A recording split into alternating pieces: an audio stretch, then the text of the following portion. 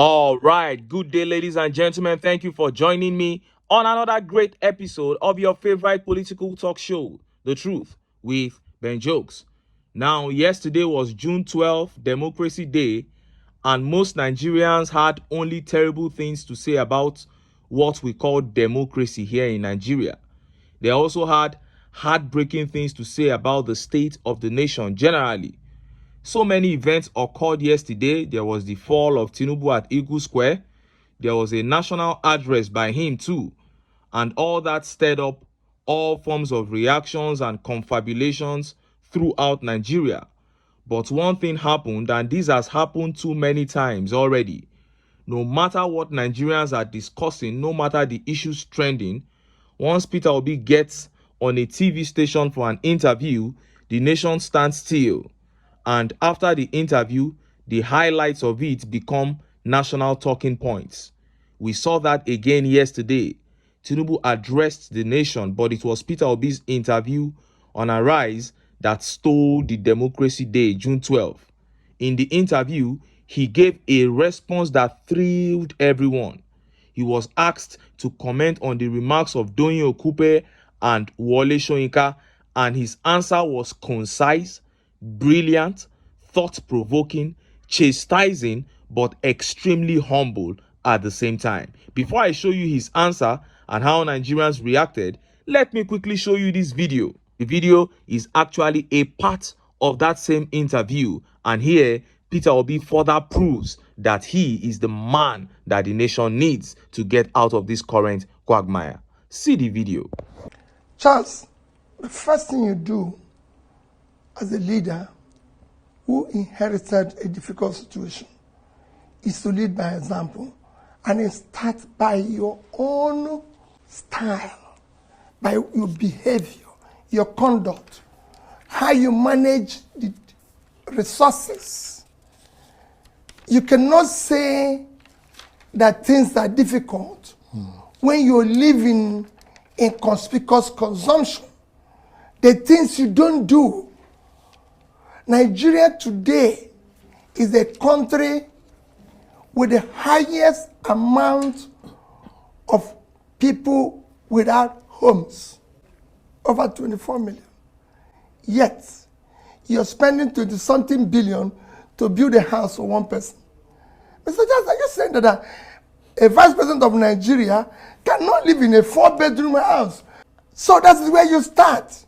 You start by living like somebody who is coming through difficulty, who is facing difficulty, who wants to change things.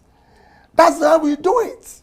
You don't engage in what we've been doing, buying vehicles, partying and everything, as if things are normal.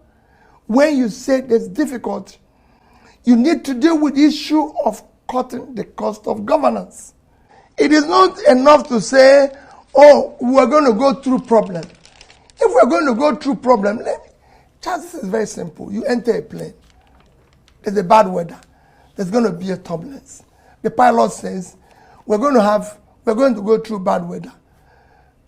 It's going to take us maybe 1 hour, 2 hours because of this. And he follows it through. That is not the time. In that bad weather, everybody, even the crew, are asked to sit down. That's not time to start serving food and wine and everything when everything is up and down. That's why we're there. We're in turbulence and people are still dancing and everything. I always say what happened to the Titanic is what is happening in Nigeria. While the plane was going on, the people on the upper deck were busy dancing until the whole thing collapsed. That's what is happening now. Wow, that airplane and Titanic analogy is the reason many patriotic Nigerians speak fondly of Peter Obi's wisdom. You cannot be serving food and wine when the plane is in turbulence. And that is exactly what Nigeria is doing. You claim that we are in hard times, but you spend billions on frivolities. We have over 24 million homeless Nigerians, and the government spent 21 billion naira building a house for one person. And look at how Nigerians reacted. Look at some of the tweet reactions. This tweet here by Casey says, honestly, this man's wisdom is from another planet. How can we have such a man and who wants to serve in all honesty, but INEC and everyone around them let themselves be used? Look at us today. The poor can't feed, but we have billions to build a house for a person. I weep. And Ibukun Orisun says, how poetic that God, the doer of all good things, made Peter Obi an Igbo man. Choose equity and fairness and have a chance at a better life, or choose bigotry and subjugation and continue in penury. The choice is as clear as day. That is it. And this tweet by Osahe says, Peter Obi comparing the current Nigerian economy to that of the Titanic ship sinking should hit nerves of well-thinking Nigerians. That should touch everyone. And this tweet here says, I genuinely hope this masterpiece turns and changes the hearts of some blind followers and loyalists of this government for good. Peter Obi is so calm and unaffected, and very soon, everyone will rally behind him to rescue the nation. Very, very soon. That is what Nigerians should do. And this tweet by brother Oludare says, Nigeria be like Titanic movie. Oluwafemi here says, this man is filled with wisdom and humility. This is who we need in this country, not a con man filled with deceit and arrogance. Someone with love for this country and not an ambitious fellow who can do anything to get power. Point blank, period. Now, let us look at how Peter Obi responded to the recent criticisms by Wole Soyinka. Popular obedient Shehu Ghazali Sadiq captured Obi's response in his exact words. And like I said, the response was concise, brilliant, thought-provoking, chastising, but extremely humble. Let's take a look at it. Peter Obi on Wole Soyinka. He is an elder, and I don't talk when elders talk. But when I get to that age, I would like the younger generation to respect me, and I'll put myself in a position to be respected. Oh, what a response. And then he went ahead to say, but I am fit to be president of this nation. I am competent in both private and public service. I am one of the most successful businessmen in Nigeria. I can stand and compete against anyone in terms of my education, background, etc. And look at how Nigerians reacted. Look at some of the tweet reactions. This tweet by Abayomi says, Peter Obi is truly an elder who accords himself respect.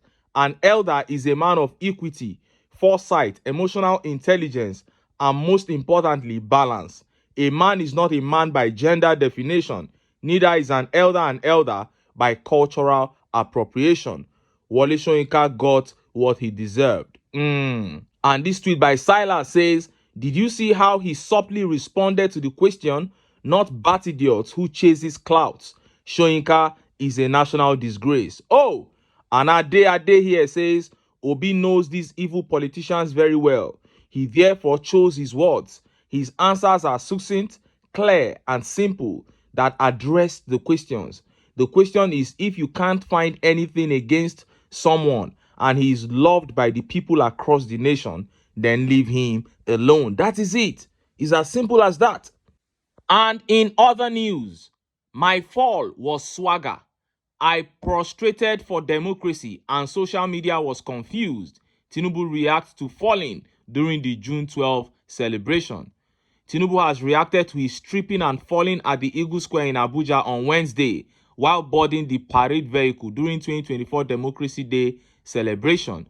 Tinubu, who reacted to the trending videos of his fall at a dinner, referred to it as swagger, saying that social media is confused about it, even as he noted that democracy is worth falling for.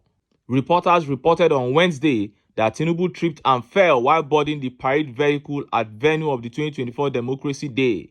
Tinubu was, however, quickly helped up by his security details and regained his balance and continued with the activities of the day. But speaking at a dinner, he referred to the fall as swagger, saying social media is confused whether he was doing buga or doing babariga. Early this morning, I had a swagger and it is on the social media.